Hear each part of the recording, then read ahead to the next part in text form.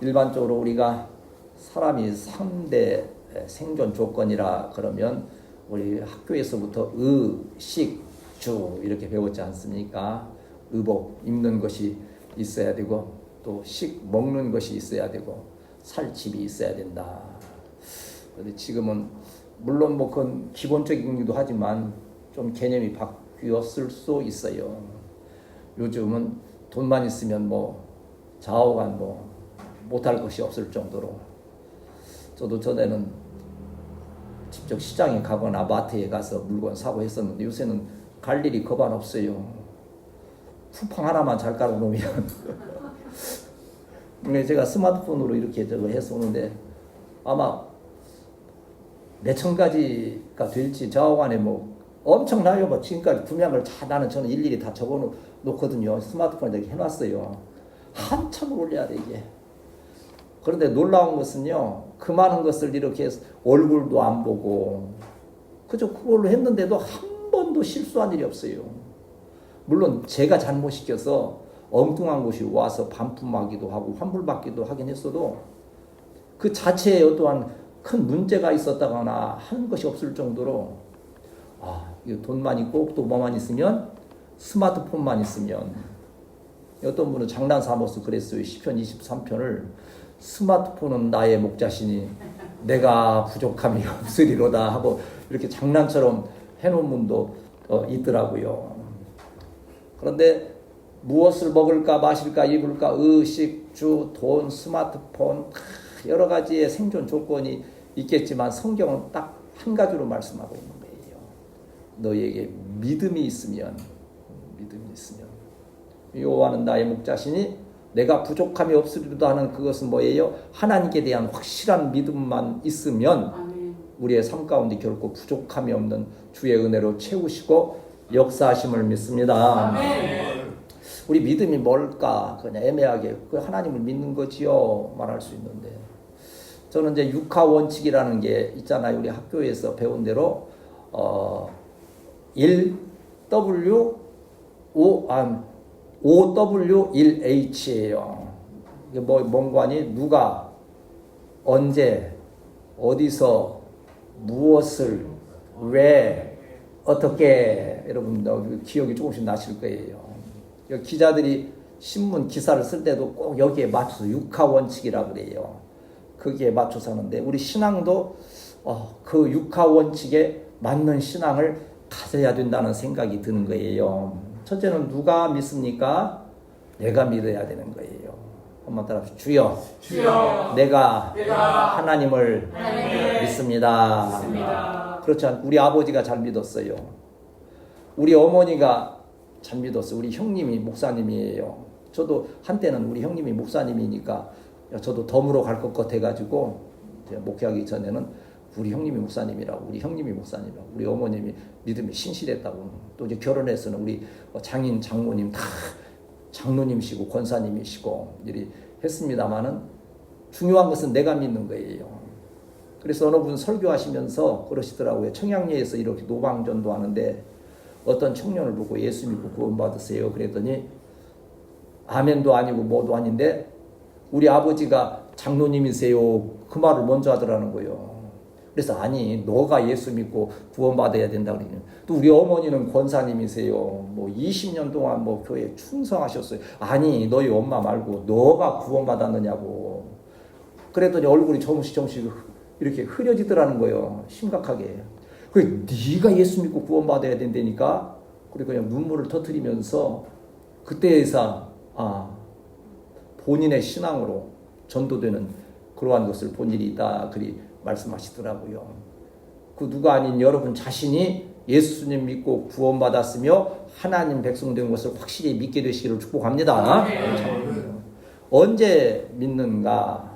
현재예요. 언제나 저도 강조하고 모든 목회자가 강조하지만 믿음은 어제의 믿음이 아니고 내일 믿을 것이다가 아니잖아요. 현재 내가 하나님을 나의 하나님으로 섬기면서 구원의 은혜에 감사하면서 하나님의 뜻대로 살아가는가 한번 따라합시다. 믿음은 현재 여기서요. 오늘 여러분이 믿음이 있기 때문에 예배 드리는 거예요. 교회 올라온 거 중요한 거예요. 오늘 믿음이 없어서 예배드리지 아니하고 세상 길로 나아갔다고 한다면 그 전에 믿었던 것과 장래에 믿을 것이 무슨 유익함이 있느냐 하는 거지요. 그런데 또 중요한 것은 우리가 믿는데 믿습니다 하는데 누구를 믿느냐 이거예요. 무엇을 믿느냐. 그래서 우리는 항상 나는 십자가에 못 박혀 죽으신 예수 그리스도를 믿습니다. 할렐루야. 할렐루야. 하나님을 믿는 그 대상이 분명해야 돼요. 믿는다 그러면 부처님을 믿는지 공자님을 믿는지 소크라테스를 믿는지 선생님을 믿는지 내 딸을 내 자식을 믿는지 불분명하잖아요. 그러니까 대상이 확실해야 되는 거예요. 나는 하나님만을 섬긴다. 이것이 십계명에서도 첫 계명 아니요. 나의 외에 뭐하라? 다른 신을 두지 말지니라. 이게 유일신 신앙이요. 이것이 바로 으뜸 신앙인 거예요. 여러분은 세상에 여러 가지 의지하고 싶은 것도 있고 또 실제 더불어 살아가고 있지만 믿음의 대상은 오직 하나님 한 분이시기를 축복합니다. 목의 근원이 하나님이시기 때문에 그래요. 우리가 그러면 아까 저기 육하원칙처럼 그럼 왜 믿느냐? 왜 예수님을 왜 하나님을 믿느냐? 근본적인 것은 뭡니까? 구원받기 위해서 믿는 거예요. 10년 여러분이 20년 30년 정말 평생을 믿었다 해도 구원의 확신이 없다고 하면 그건 헛된 믿음이지요. 전번에도 한번 말씀드렸잖아요. 우리 방수사님도 전번날 얼마 전에 말씀하셨고 천국 갈 확신이 있느냐? 없는 거예요. 근데 물론 뭐 믿음이 없어서가 아니지요. 마귀가 자꾸 그렇게 유혹하는 거예요. 너 그렇게 하면서 천국 가겠니? 어느 장로님 정말 교회에 충성하고 정말 목사님이 우리 장로님 정도만 되면 천국에 좋은 자리 두실 것이라고 했는데 돌아가실 때 가까워서 임종 예배 가니까는 목사님 내가 지금 세상 떠나면 천국 갈 수 있을까요? 하고 목사님께 묻는데 목사님이 막 가슴이 막 철렁하니 내가 참 잘못 가르쳤구나. 너무 막 힘들었다는 거예요. 그래서 거기에서 다시 확신시키고 그리고서 기쁜 마음으로 하나님 나라에 가는 것을 보았다 했는데 왜 우리가 예수 그리스도를 믿고 하나님을 믿고 예배드립니까? 구원의 은혜예요. 여러분 예수 그리스도를 믿음으로 구원받고 하나님의 자녀 백성 되었음을 확실히 믿게 되시기를 축복합니다. 그 믿음이 완전히 바탕이 되는 거예요. 그러면 우리는 마지막으로 어떻게 믿어야 되는 거예요? 어떻게 믿으면? 여기에서 제가 좋아하는 단어 중에 하나가 뭡니까? 우리 믿음이가 대답할 것도 같은데 무슨 믿음? 전인격적인 믿음. 인격이라는 게 뭐라 그랬어요? 지정의. 먼저 하나님에 대해서 바르게 알아야 돼요. 잘 모르니까 뭐가 되는 거예요? 이단이 되는 거잖아요. 신천지에서도 이만희 같은 사람을 하나님으로 섬기고 또 저 하나님의 교회나 이러한 이단들은 바로 그들을 잘못 알기 때문에 심지어 허경영도 하나님처럼 떠받들고 섬기는데 뭐 우리 열심 그건 비교도 안 될 정도로 하는 거예요. 썩은 우유 마시고 영생한다 그래도 그걸 막 좀 죄송한 표현이지만 처마시고 있는 거예요. 비싼 돈 주고 사가지고서. 그 믿음의 대상에 대해서 잘못 알 때 문제가 생기는 거죠. 그래서 제 평생 소원은 그거예요. 하나님의 말씀을 좀 더 정확하게 부족하지만 너무 부족해요. 다른 그 목사님들 설교하시는 거나 이렇게 하시는 거 보면 참 저렇게 하면 좋겠다는 것이 마음이 많음에도 불구하고 부족하지만 그래도 할 수 있는 한 최선을 다해서 성경에 대해서 하나님에 대해서 예수님에 대해서 교회에 대해서 바르게 좀 전하기를 저는 최선의 노력을 다하는 거예요. 그 다음 정이라고 하는 것은 뭡니까? 사람이 알고 머리로만 하면요 차갑잖아요. 그거 정이 없다 그러잖아요. 알면 뭐 해야 돼요? 마음이 뜨뜻해지고 뜨거워지는 거예요. 야, 하나님이 나를 이렇게 사랑하셨구나. 예수님이 나를 위해 십자가에 못 박히셨구나. 그래서 어떤 분들은 옛날 우리 부모 세대가 그랬잖아요. 그 은혜가 너무 막 마음에 사무치니까 늘 울어도 눈물로써 못 갚을 줄 알아. 몸 밖에 드릴 것 없어 이 몸 바칩니다. 그때는 어떠한 그냥 분위기에 막 뭐 화려한 그런 것에 의해서 막 감격하는 게 아니고요. 정말 홀로 이렇게 앉아서 기도하며 정말 찬송을 부르면서 눈물을 내는 모습을 우리 어렸을 때는 참 많이 보았어요. 그 마룻바닥 거기에 겨울이면 이렇게 얼음이 이렇게 얼어 바닥이 있을 정도로 왜 눈물을 흘리며 했던 것이 교회가 너무 추우니까 그게 얼음이 되는 거예요. 그러한 신앙을 회복해야 된다 하는데 저 어렸을 때 참 충격적으로 지금도 그게 머릿속에 남아 있어요. 그 평화교회 그게요.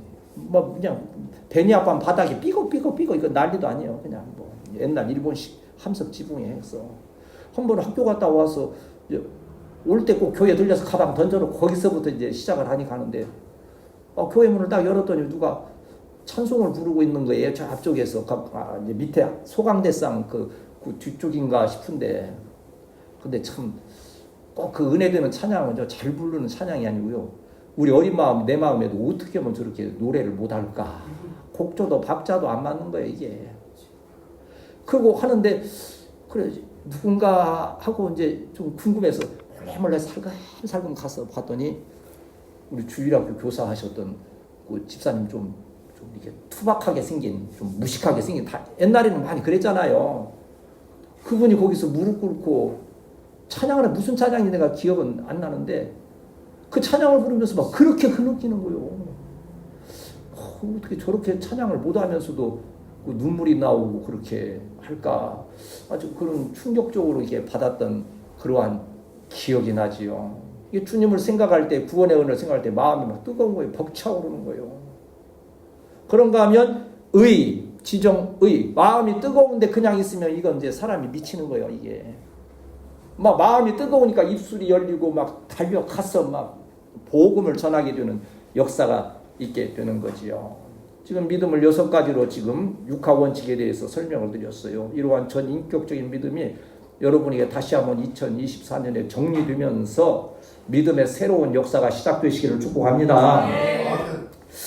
이 로마서는 이 바울 사도가 로마의 교회에 이렇게 보내는 어찌 보면 마지막 보내는 편지 그러한 내용들이에요. 이제 마지막 로마가 선교지가 될 것이라는 것은 항상 이 바울 사도는 마음에 그걸 이제 거룩한 부담감이라 그러는 거예요. 저도 알아요. 우리 성도들이 거룩한 부담감을 가지고 있어요. 목사님은 자꾸 전도하며 교회를 세우는 해라 그러는데 교회를 세우는 해는 하나님께서 세우실 것 같은데 전도하면 우리 몫인데 이거 하나 거룩한 부담감을 항상 가지고 있는 거지요. 바울 사도도 이 로마에까지 복음을 전하려고 하는 그러한 거룩한 부담감을 가진 상태에서 이제 로마의 성도들에게 편지를 보내는 거예요. 그런데 이때 보낸 로마서가 성경의 다이아몬드라 불리우는 정말 이 성경의 교리를 참으로 잘 책에 세워서 쓴 편지가 됐고 오늘 많은 신학자들과 목사님들이 이 로마서를 통해서 복음의 진리를 전하게 되어지는 거예요. 그런데 그 핵심은 이 로마서의 이 복음의 핵심은 뭐냐? 한번 따라합시다. 믿음으로 의롭게 된다.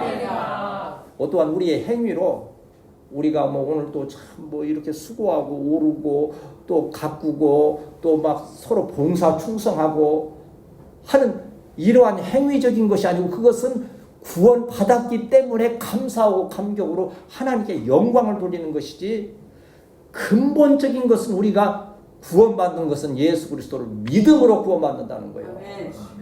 그래서 바울 사도는 말씀하지 않습니까? 마음으로 믿어 뭐에 이루고 의에 이루고 또 그 다음 뭐요? 입으로 시인하여 구원에 이르느니라 그랬어요. 여기 지금 마음으로 믿는 것이 먼저 나오는 거예요. 입으로 말하는 것이 지금 중요한 게 아니에요. 마음으로 믿었기 때문에 그 믿음이 입술로 고백되어질 때에 그것이 바로 구원의 은혜요 증거라고 하는 거예요. 여러분 마음에 믿음이 있게 되시기를 축복합니다. 네. 그리고 그 믿음이 입술을 통하여서 선포되어지고 고백되어지는 귀한 역사가 있어야 될 줄 믿습니다. 네. 그러면서 바울 사도는 굉장히 실천적이에요. 이러한 그 복음을 논리적으로만 말씀한 게 아니고 실제 너희가 구원받은 의롭게 되었다고 하면 하나님의 자녀답게 살아가야 된다고 하는. 그래서 로마서 12장 가면 그러지 않습니까? 말씀하지 않습니까? 2절에 너희는 이 세대를 본받지 말고 오직 마음을 새롭게 하여 변화를 받아 한번 따라합시다. 하나님의 선하시고 기뻐하시고 온전하신 뜻이 무엇인지 분별하도록 하라. 내 뜻대로 내 생각대로 어떤 이론대로 사는 것이 아니고 하나님의 선하시고 기뻐하시고 온전하신 뜻이 무엇일까를 분별하며 살아가는데, 요새 지금 우리가 핵심적으로 하나님의 뜻을 지금 어디에 지금 집중하고 있습니까? 2024년에는 전도 복음 전하여서 우리 먼저 누구부터? 내 가족 사랑하는 부모 형제에서부터 웬구하니 기회가 이때이기 때문에 더 많은 기회를 우리가 얻기가 쉽지 않다는 그러한 생각이 자꾸 이제 들어오는 거예요. 저도 이제 나이가 있고 이제 이러한 마무리 해야 된다는 그것과 더불어서 그동안 기도했던 분들에 대해서 우리가 영적인 책임감, 부담감을 가지고 그들을 열심으로 사랑하고 품고 기도하고 전함으로써 모두가 예수께로 돌아오는 귀한 역사가 있어야 될 줄 믿습니다. 그러하기 위해서 우리가 예수 그리스도의 제자로서 살아가는 본을 보이는 삶을, 이게 하나님의 선하시고 기뻐하시고 온전하신 뜻이라고 하는 거예요. 오늘 본문에도 우리가 읽은 짧은 본문이지만 17절 말씀에 보면 17절을 우리 다시 한번 읽읍시다. 시작. 복음에는 하나님의 의가 나타나서 기록된 바 오직 의인은 믿음으로 말미암아 살리라 함과 같으니.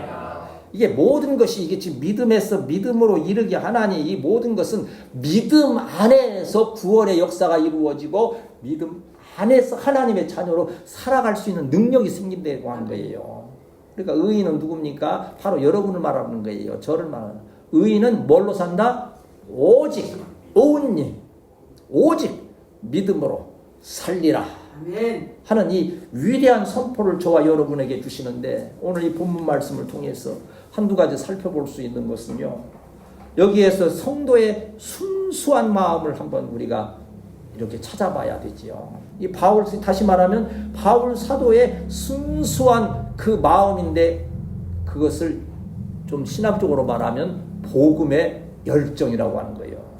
우리 이제 신학교 다닐 때 이 복음의 열정, 패션이라는 열정이라는 말을 참 많이 써요. 열정이 있어야 된다. 열정이 있어야 된다.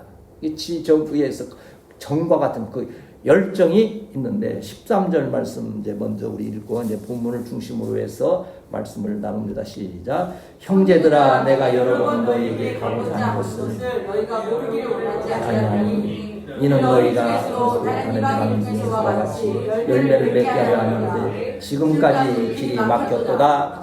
이제 바울 사도가 이 아시아 지역에 이렇게 선교했던 거 잘 알지 않습니까? 1차, 2차 선교를 통해서 이 아시아 지역에 열심으로 복음을 전하다가 이제 그 성령의 감동을 통해서 마게도냐로 넘어가면서 유럽 전도가 시작되지 않습니까? 그런데 아까 말씀드린 대로 바울이 정말 마음에 사모하고 가고 싶었던 곳이 어디예요? 로마예요. 당시에는 서울과 같은, 지금으로 말하면 미국의 어떠한 그 큰 세력과 같은 그곳에 가서 복음을 내가 전하다가 나의 삶을 마쳐야 된다 하는 그 거룩한 부담감을 가지고 있었기 때문에, 그러한 마음을 품어서 지금 말씀하는 게 내가 여러 번 너희에게 가고자 했다는 거예요. 그러나 여기 보면 너희가 모르기를 원하지 아니하는 이는 너희 중에서 그러나 지금까지 길이 막혔도다 그랬어요. 그럼 길을 막은 것은 누굴까요? 하나님께서 그 때까지 기다리게 하시는 거예요. 우리도 지금 교회 이전과 여러분 축복하면서 2024년에 여러분 가정과 일터에 크신 은혜와 복이 임하시기를 축복합니다.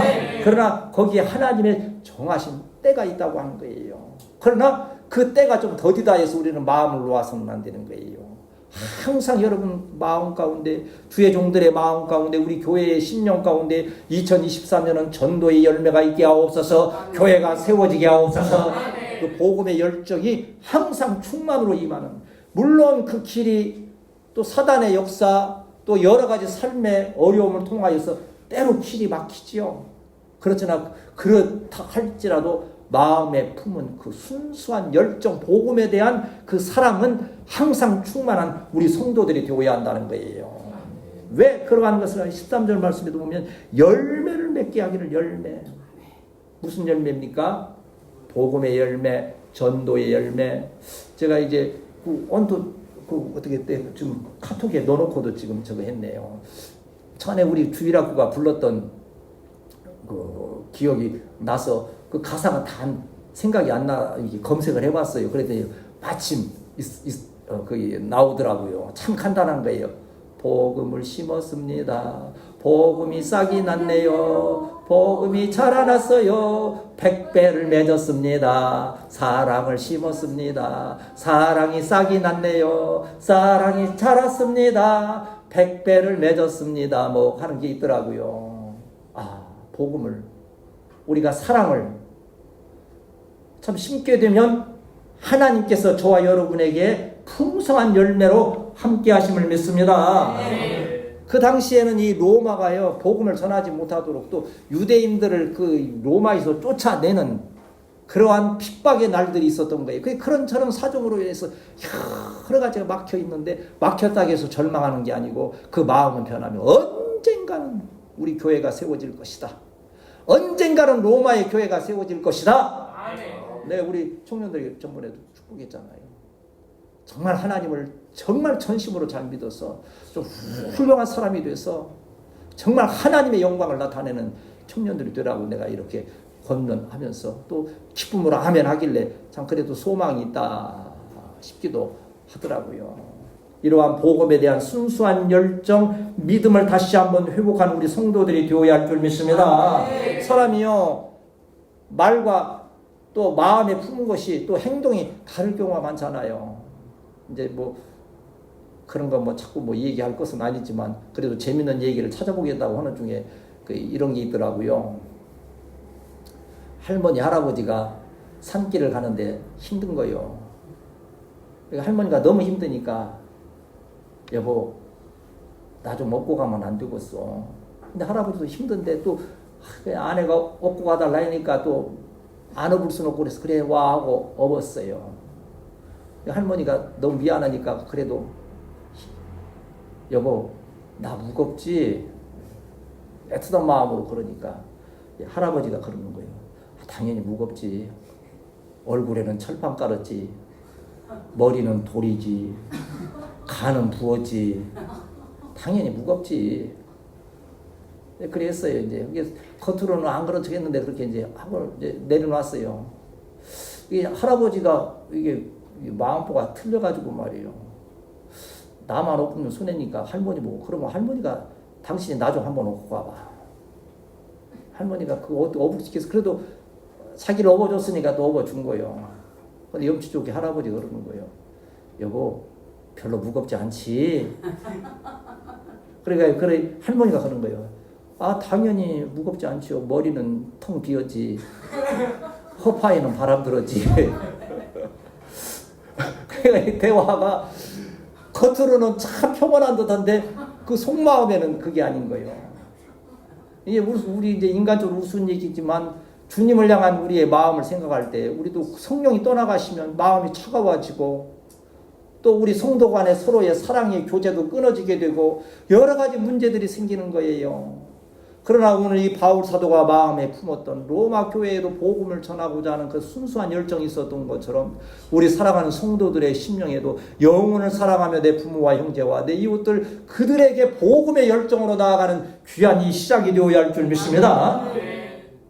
참 우리가 어려운 시기에 있지 않습니까? 나라적으로도 그렇고 우리 으뜸교회나 한국의 교회에도 여러 가지 어려움들이 있는 거지요. 이때 우리가 먼저 마음에 이 복음의 열정을 회복해야 사랑하는 마음으로 뜨겁게 될 때에 다시 한번 일어설 수 있는 역사가 있게 됨을 믿습니다. 네. 요한복음 15장 7절 말씀에도 이리 말씀하지 않습니까? 너희가 열매를 많이 맺으면 내 아버지께서 영광을 받으실 것이요 너희는 내 제자가 되리라. 열매를 많이 맺으면. 근데 열매가 어떻게 맺어집니까? 열매 맺기 위한 사모함이 있어야 돼. 여러분 마음 가운데 그 은혜, 열매를 맺기 위한 마음의 뜨거운 그 사랑, 사모함 있게 되시기를 축복합니다. 네. 여러분 혹시 주보에 1월은 무슨 달이라 써 있는 거 혹시 지금 보셨어요? 말은 않는데? 그렇지.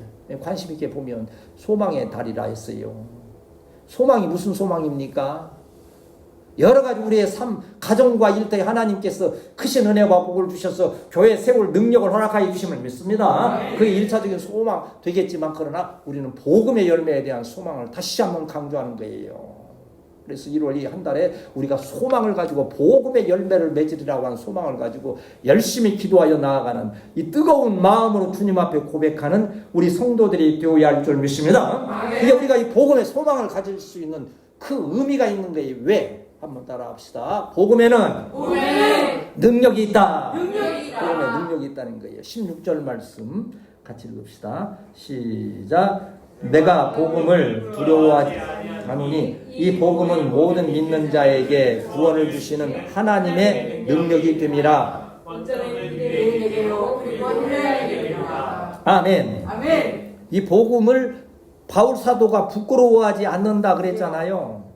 이것 때문에 시험 들거나 이것 때문에 주저하거나 그러지 않는다는 거예요. 다 함대하다는 거예요. 여러분 주님 정말 말씀대로 살라고 작정하면 하나님께서 저와 여러분에게 다 함대한 은혜로 함께 하실 줄 믿습니다. 주저하다 보니까 자꾸 두렵고 떨리고 해야 되나 말아야 되나 어찌해야 되나 근심 염려가 생기지만요. 정말 믿음을 확실히 가지고 있으면요. 복음에 대한 확실한 그 능력이 임하게 될 때 두려울 게 없는 거예요. 오히려 그 두려움이 변하여 내 기도 되었고 전날의 한숨 변하여 내 노래 되었네라고 고백할 수 있는 역사가 있다는 거예요. 이것이 하나님의 능력, 여기도 능력이라는 이 여러분 하도 제가 많이 쓰니까 아실 거예요. 능력이 헬라어로 뭡니까? 디나미스. 여기 바로 다이나마이트와 같은 그 강한 능력으로 복음의 능력으로 저와 여러분에게 함께 하신다고 하는 거예요. 17절 말씀에 우리가 읽었지만 복음에는 하나님의 의가 나타나서 믿음으로 믿음에 이르게 하나니 기록된 바 오직 의인은 믿음으로 말미암아 살리라. 이 믿음 피스티스라고 하는 이 믿음은요. 자 쉽게 표현하면 이거예요. 아기가 여기 있어요. 앉아서 이렇게 높은 데서 놀고 있어. 근데 아빠가 가가지고 아가 이리 와. 아기가 믿음이 없으면 아빠 저 인간이 나보고 오라 해놓고서는 내가 뛰어내릴 때 안 받으면 나 어떻게 되지? 밑에 그냥 바닥에 떨어져서 이게 완전히 그냥 골절되고 죽을 것 같은데 그리고 안 뛰어내리면 아빠는 서운해. 근데 이 얘기가 이리 와 그러는데 그냥 생각도 않고 그냥 뛰어드는 거예요. 아빠가 탁 받아 안전하게 하고 나를 믿고 뛰어내리는 거 볼 때 너무 사랑스러운 거예요. 그게 하나님의 마음인 거예요. 우리에게 믿음으로 행하라 하실 때에 믿음으로 행하는 일들에 대해서 우리가 이거 어찌 될까? 무엇을 먹을까? 마실까? 입을까? 주저하는 그 모습 가운데에서 하나님은 그 은혜와 복을 내리심에 대한 그 어떠한 지체함이 있게 되는 거지요. 하나님도 망설이게 되시는 거예요. 저걸 복을 줘야 되나 말아야 되나.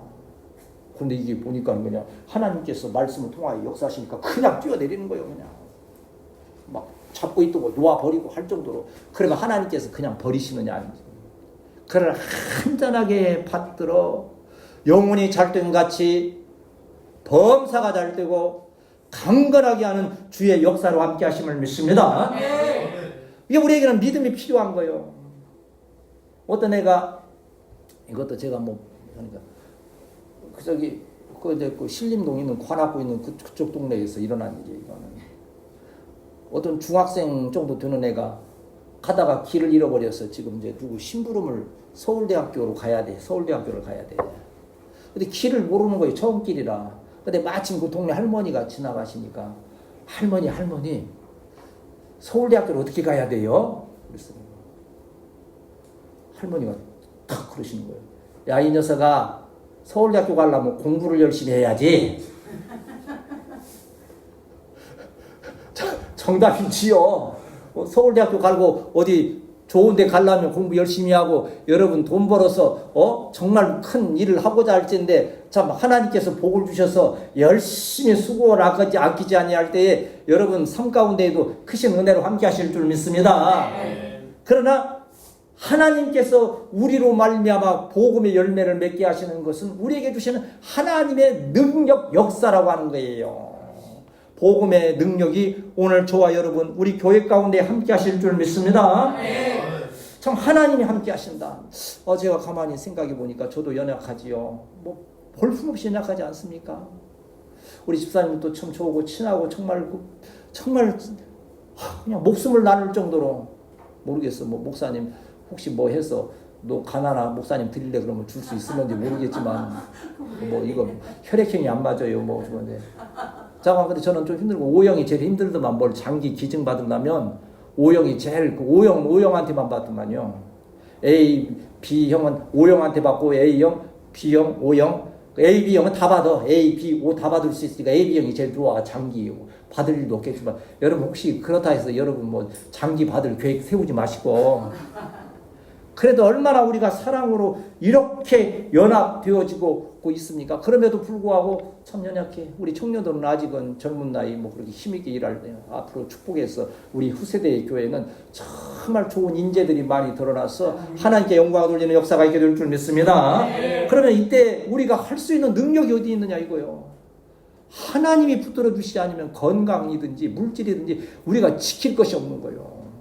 제가 그렇게 체험하는 거예요. 어제도 뭐 잠깐 얘기하다 보니까는 당뇨가 지금 43년이 됐으니 이게 살아있는 것은 이건 정말 기적적인 기적 중에 여기 좀 뭐 아는 그 의사 선생님이나 좀 관심 있는 분은 저를 연구 대상으로 삼아야 돼요.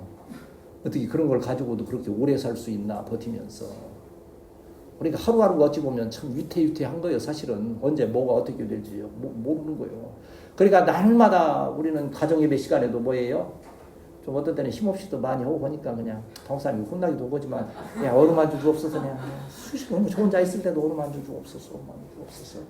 물론 사람의 손길을 통해서 관리하고 다 하지요. 그러나 하나님께서 근본적으로 어루만져 주지 아니하시면 우리는 물질이든지 건강이든지 그 무엇 하나 능력 있게 행할 수 없는 거예요. 한번 따라합시다. 주여, 나에게 복음의 능력을 주옵소서. 분명히 복음에는 능력이 있는데 요한복음 3장 16절 말씀은 우리가 뭐 아주 외우는 말 다시 한번 요한복음 3장 16절 시작. 하나님이 세상을 이처럼 사랑하사 독생자를 주셨으니 이는 그를 믿는 자마다 멸망하지 않고 영생을 얻게 하려 하시느니라. 복음의 능력이 뭐요? 영생을 얻게 하시는 능력이에요. 그래서 우리 이제 지나다니는 분들도 좌우간에 수시로 예수 믿으라 교회 나오시라 이렇게 복음을 전하는 것은 우리가 능력이 있기 때문인 것이 아니고 어제도 우리 최 집사님 이제 많이 늙으셨더라고요. 근데 80이 넘은 양반인데도 작년까지 봐도 쌩쌩했었는데 자관에 한겨울 지나면서 또 그 연세 드시고 힘드신데 멀리 못 가시면 꼭 우리 교회 나오세요. 가까운 교회 나오세요. 이제 물론 다니시는 분이긴 하지만 그렇게 했더니 뭐 좋다고 웃으면서 그러고 이제 또 가기도 했지만 이제 때를 얻든지 못 얻든지 전번에 여기서 고양이 밥 주는 아가씨 보고서는 고양이 밥도 주는 거 좋은데 교회 꼭 나오세요. 그러더니 뭐 싫어하진 않더라고. 이제 그런데 그 당시에는 어떠한 반응이 없을지라도 어느 때 하나님께서 성령이 감동하시면 그때 그 한마디가 생각이 나서 주께로 돌아오는 역사가 있게 될 줄 믿습니다. 그게 바로 복음의 능력 아닙니까?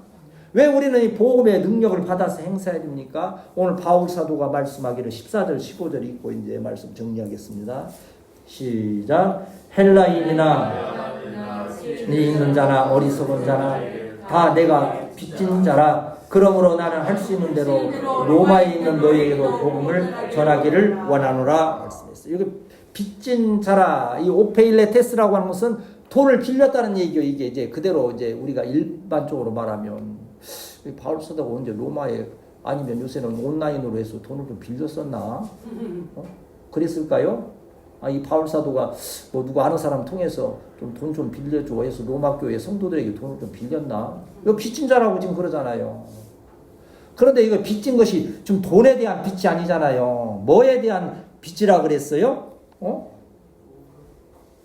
복음에 대한 빚진 자라고 하는 거예요. 헬라인이나 야만이나 지혜 있는 자나 어리석은 자에게 다 내가 빚진 자라고 하는 거예요.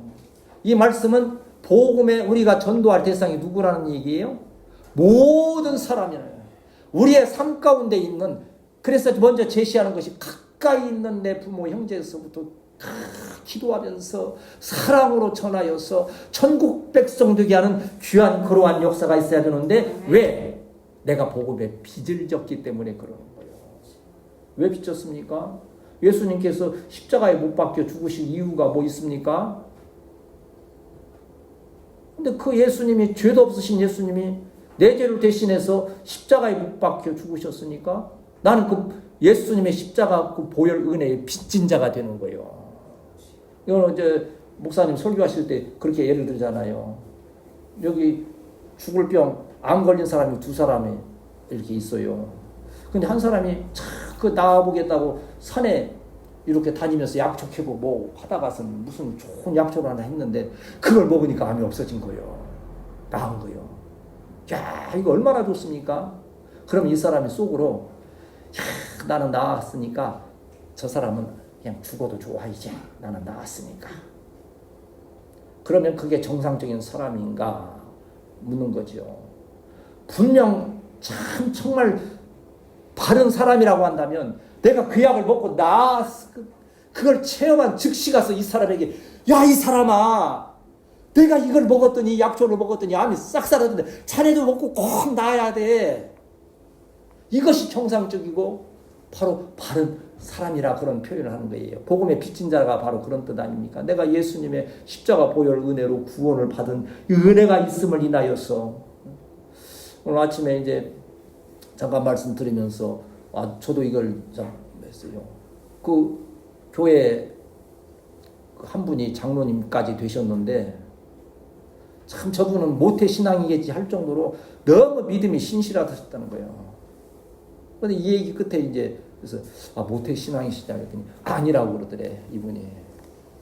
그럼 어떻게 해서 저걸 했나요? 이렇게 신앙을 갖게 되고 오늘 이렇게까지 장로님 되시고 했나요? 그랬더니 이분이 몇십 년 전에 회사에 들어가려고 그러는데 희한하게 그 회사는 세례 증명서를 가져오라고 그러더래요. 교회를 안 다니는데 이제 이분은. 그래서 약속을 했대요. 내가 지금은 세례 증명서가 없는데 여기 입사만 시켜주시면 꼭 제가 세례 뵙고 세례 증명서를 이렇게 제출하겠습니다 하고 약속을 해서 이제 입사가 된 거예요. 그리고 시간이 흐르면서 그걸 잊어버린 거예요. 그리고 회사에서도 뭐 그것 가지고 재촉하는 것도 아니고 일 잘하니까 그냥 내버려 둔 거예요. 근데 이분이 그런 한 20년이 흐르는 동안 그 누구도 이제 그 세례증명서 요구하는 회사니까 신자가 성도가 참 많을 텐데도 한 20년 동안 누가 한 번도 나보고 교회 가자는 사람이 없었다는 거예요. 그래서 그냥 그걸 의식을 않고 생각이 없었는데 20년 흐른 그때 어떠한 한 분이 갑자기 교회 가자고 한마디를 하더라는 거예요. 20년 만에 처음 들었대, 그 얘기를. 그런데 그 얘기를 듣는 순간 내가 20년 전에 세례 증명서를 내기로 회사에 약속해놓고 그걸 안 지켰구나. 이제라도 내가 그걸 지켜야 되겠다는 마음이 탁 오게 돼서, 그래서 교회에 처음 나가게 되고, 그래서 믿음 얻고 구원받고 세례받고 했다는 이제 간증을 하면서 목사님이 그거구나. 20년이 흐른 뒤에도 한마디 때문에 복음을 못 듣는 자들이 그 한마디 들었던 그것 때문에 변화되는 역사가 있구나. 그래서 바울 사도의 말씀처럼 때를 얻든지 못 얻든지 항상 힘쓰라. 고린도전서 9장 16절에 보면 내가 복음을 전할지라도 자랑할 것이 없으면 내가 부득불 마땅히 해야 될 일이라. 만일 복음을 전하지 아니하면 내게 화가 있을 것이로다 말씀하세요. 저는 오늘 이 복음에 대해서 말씀하면서 우리가 어떠한 믿음이냐, 우리는 정말 귀한 믿음을 지금 날마다 고백하잖아요. 그게 으뜸 신앙 아닙니까? 한번 시작. 구원의 신앙, 동행의 신앙, 영광의 신앙, 이것을 기초로 해서 이 복음을 때를 얻든지 못 얻든지 열심히 전하게 되면 하나님께서 우리 교회 가운데 여러분 가정이 세워지고 일터가 세워지거니와 하나님의 교회가 기적적인 역사로 세워지게 됨을 믿습니다. 네. 그 바탕에서 우리 후세대들은 아름다운 교회로 성장해 갈 것이다. 이 소망의 달 1월 이러한 복음의 소망, 열매의 소망을 가지고 넉넉히 승리하는 우리 성도들이 되시기를 축복합니다.